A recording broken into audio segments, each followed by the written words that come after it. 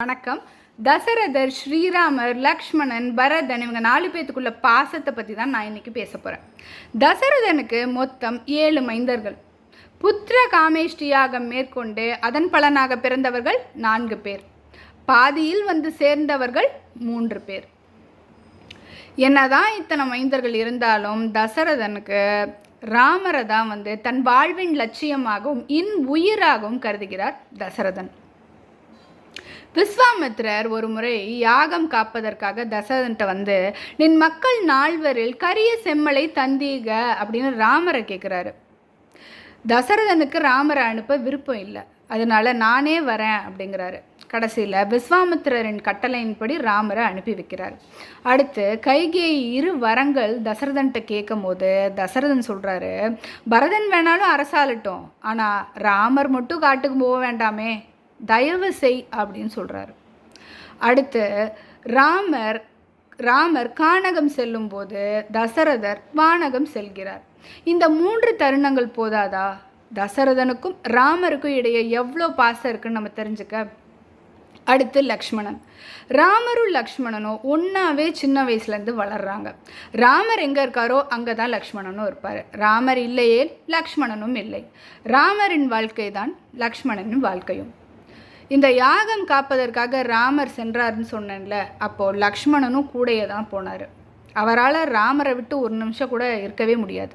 14 ஆண்டுகளும் ராமர் காட்டுக்கு போகிறேன் அப்படின்னு சொன்னதும் சீதையும் போனாங்க. ஆனால் சீதை போனதில் ஒன்றும் ஆச்சரியம் இல்லை, ஏன்னா கணவன் இருக்கும் இடமே மனைவிக்கு ஸ்வர்க்கம், அது நம்மளுக்கே தெரியும். ஆனால் லக்ஷ்மணன் கிளம்புனாரு பாருங்க, அதுதான். ஏன்னா லக்ஷ்மணனுக்கு மனைவி உண்டு, அந்த மனைவி மேலே அதிக பாசமும் உண்டு. வயது போனால் திரும்பியும் வராது, இது எதையுமே எண்ணாமல் 14 ஆண்டுகளும் அண்ணனோட போனார் லக்ஷ்மணன். இந்த 14 ஆண்டுகளும் உண்ணாமலும் உறங்காமலும் அண்ணனுக்கு ஒரு காவலாக இருந்தார் லக்ஷ்மணன். அது போக ஒரு தொண்டனாகவும் இருந்தார் லக்ஷ்மணன். சீதை கூட பல தருணங்களில் ராமரை விட்டு பிரிஞ்சு இருந்திருக்காங்க. ஆனால் லக்ஷ்மணன் தன்னோட கடைசி மூச்சு வரைக்கும் ராமர் கூட தான் இருந்தார். அடுத்து பரதன். தன் அண்ணனுக்கு சேர வேண்டிய அரசுரிமையை நான் எப்படி அனுபவிக்க முடியும் அப்படின்னு காட்டுக்கு போய் அண்ணன்ட்ட கேட்குறாரு, நீங்களே அரசாளுங்கன்னு.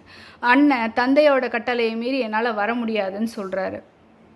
கடைசியில் இந்த பரதன் 2 பாதுகைகளையும் ராமரோட 2 பாதுகைகளையும் வாங்கிட்டு 14 ஆண்டுகளும் சிம்மாசனத்தில் அந்த பாதுகைகளை வச்சு அரசாட்சி செய்கிறார்.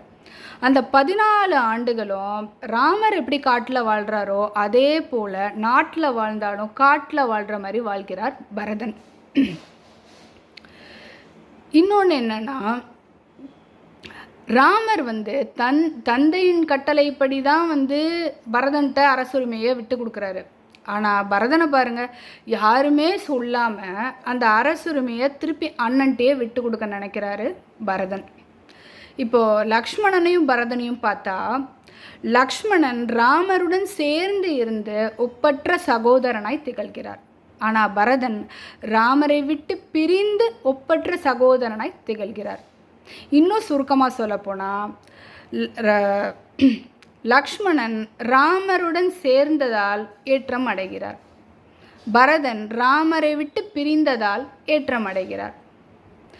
இன்னும் 14 ஆண்டுகளும் அண்ணனோட வருகையை நோக்கியே இருந்தார் பரதன்.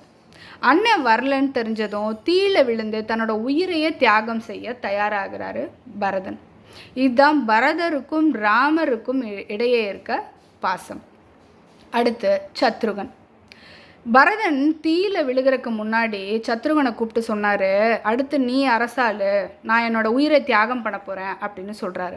அதுக்கு சத்ருகன் சொல்கிறாரு, ஒரு அண்ணன் காட்டுக்கு போனார், அடுத்த அண்ணன் அந்த அண்ணன் பின்னாடியே அண்ணன் இருக்கும் இடமே அயோத்தி அப்படின்னு போயிட்டாரு, இன்னொரு அண்ணன் வரலன்னு 14 ஆண்டுகளும் காத்திருந்து தீயில விழுந்து தியாகம் பண்ண போகிறாரு, நான் மட்டும் வெக்கமே இல்லாமல் இந்த அரசுரிமையை ஏற்றுக்குவேன் அப்படின்னு நினைக்கிறீங்களா அப்படின்னு பரதன்ட்ட கேட்குறாரு சத்ருகன். எவ்வளோ பெரிய விஷயம் பாருங்கள். இன்னொன்று என்னென்னா, தசரதன் இறந்த பிறகு தசரதனோட இறுதி சடங்குகளை எல்லாம் சத்ருகன் தான் முறைப்படி செய்கிறார்.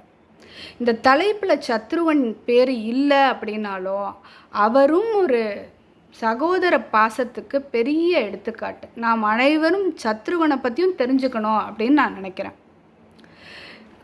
ஆட்சி கையில் வந்தாலும் ஒரு நாட்டை மன்னனாக வீரனாக ஆட்சி செய்யும் வாய்ப்பு கையில் வந்து விழுந்த தருவாயிலும் அது வேண்டாம் அப்படின்னு கருதி சகோதரரே முக்கியம், சகோதரர் பாசமே முக்கியம் அப்படின்னு வாழ்ந்து உணர்த்தினாங்க இவங்க எல்லாரும். நாமளும் அதை பின்பற்றி வாழ்வோம். நன்றி, வணக்கம்.